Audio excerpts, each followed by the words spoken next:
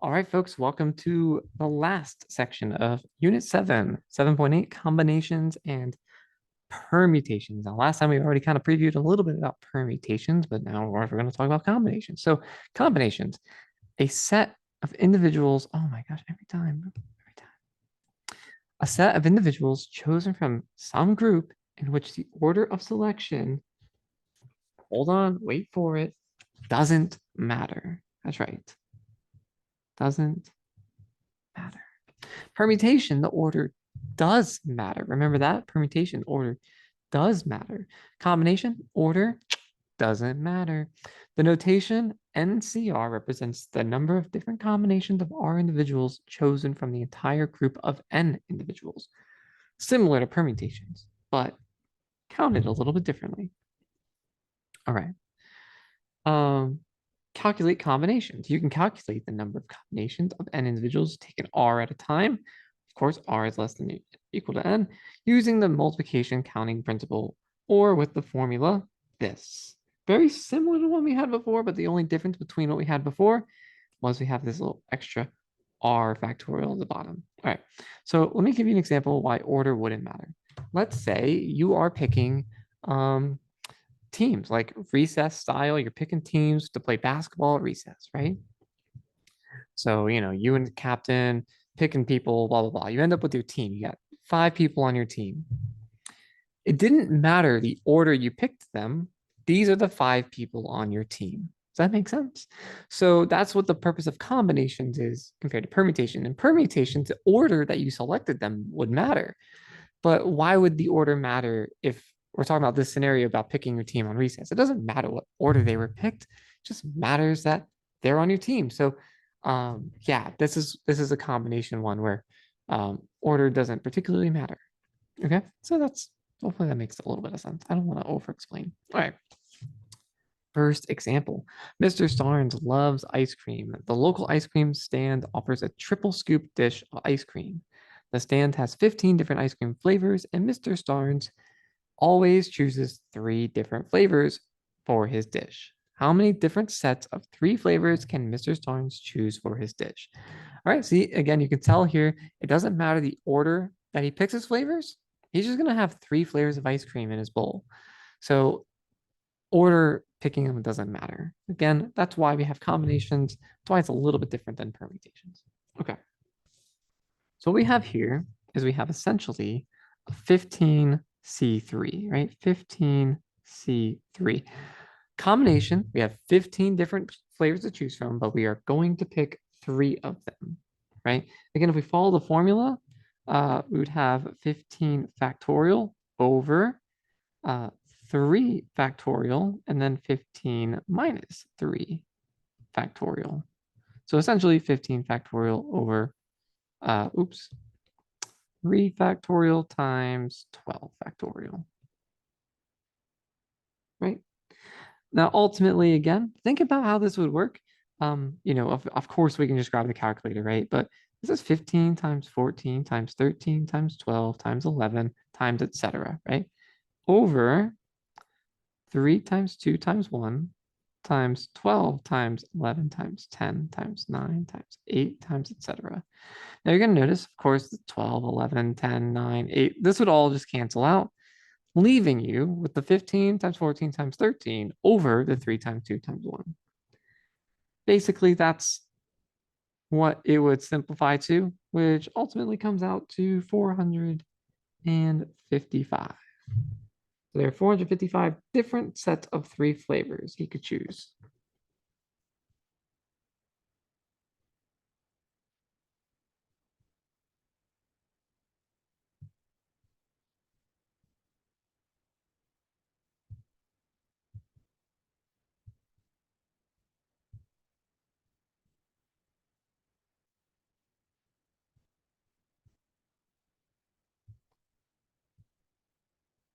Okay, apologize. The handwriting's hard to do on the edge like that because I'm right-handed. The edge is right there. And if I scrape it, the screen's gonna spaz out. You've seen it happen before. So yeah, I'm avoiding that if I can. All right. Next example, your school cafeteria has purchased enough food for 12 different lunches over the next few weeks, 5 of which include some sort of pasta. Due to a holiday on Monday, there are only 4 school days this week. The cafeteria workers plan to randomly select 4 different lunches from the 12 lunches to serve this week. What is the probability that all 4 meals this week will include pasta? Ooh, it's kind of an interesting one. All right. Uh,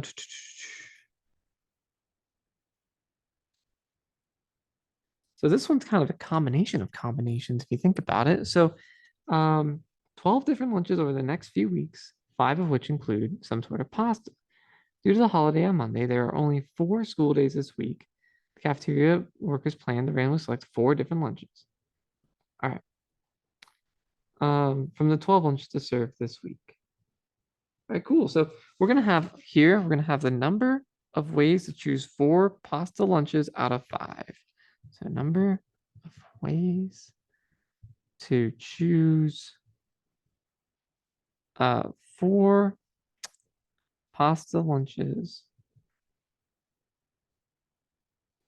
out of 5, right? There are 5 types of pasta lunches, right? But because it's a 4-day week, we would only pick 4 of them anyway. So number of ways to choose 4 pasta lunches out of 5. This is going to be N, or I'm sorry, not N, because we have it 5C4, correct?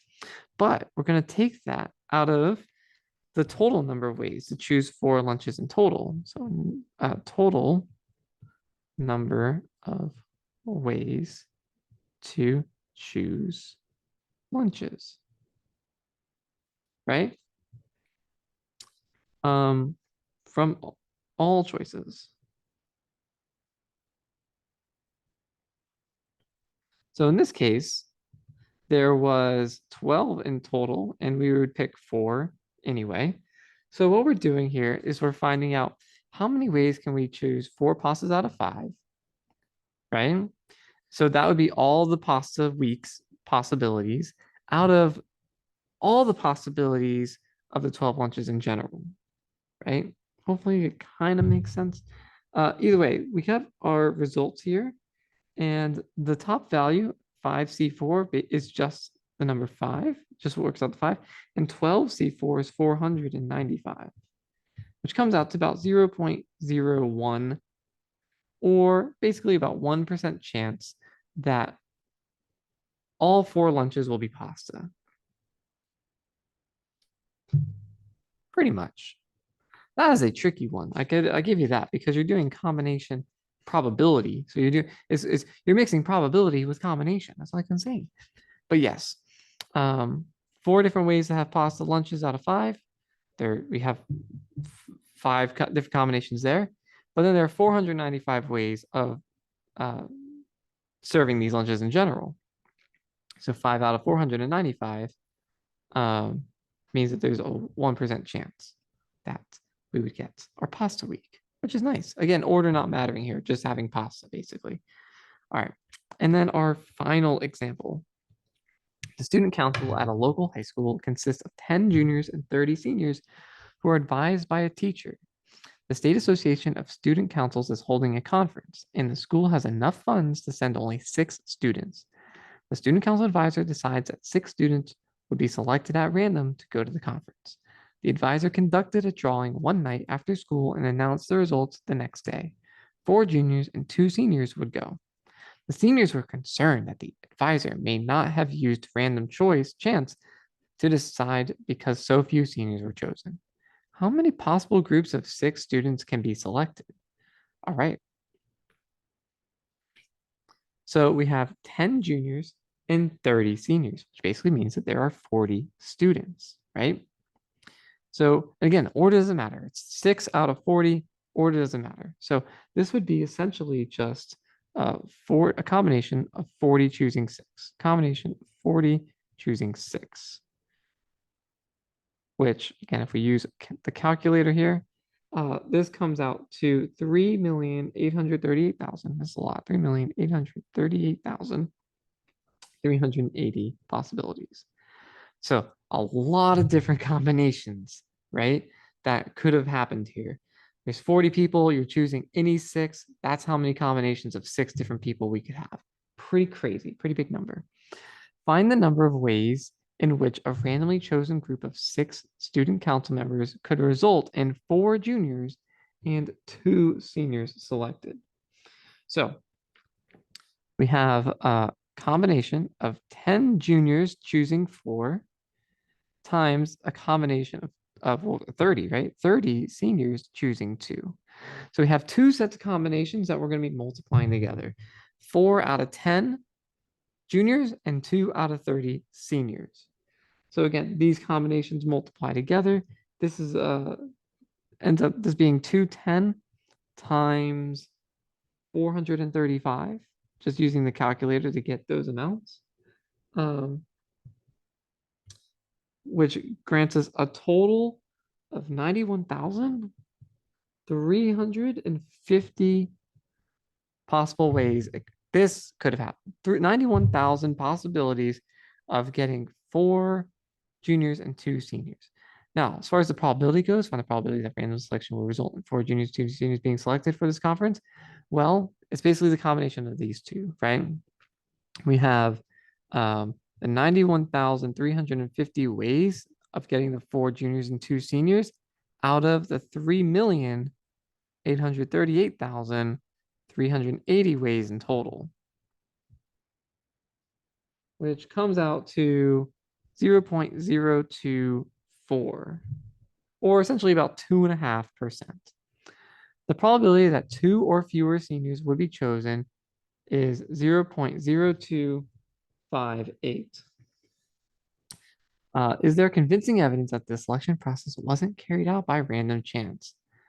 Because that probability is less than 5%, we would say yes, actually.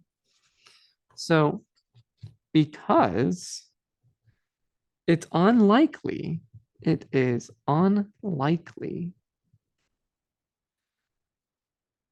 to select 2 or fewer seniors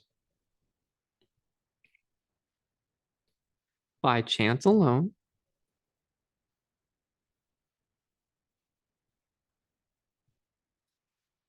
There is convincing evidence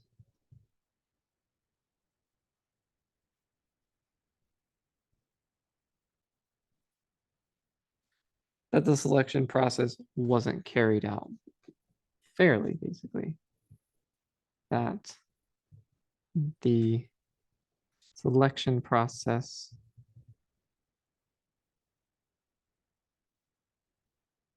was not carried out by random chance. Very nice. I like that one. Good question overall. Lots of good math here. We'll be practicing more of it later, but this is the introduction. So if you guys have any questions, let me know. Of course, we're going to practice this a little bit more, and then we will have our test coming up soon. So I'll see you guys then for the test review. Bye for now.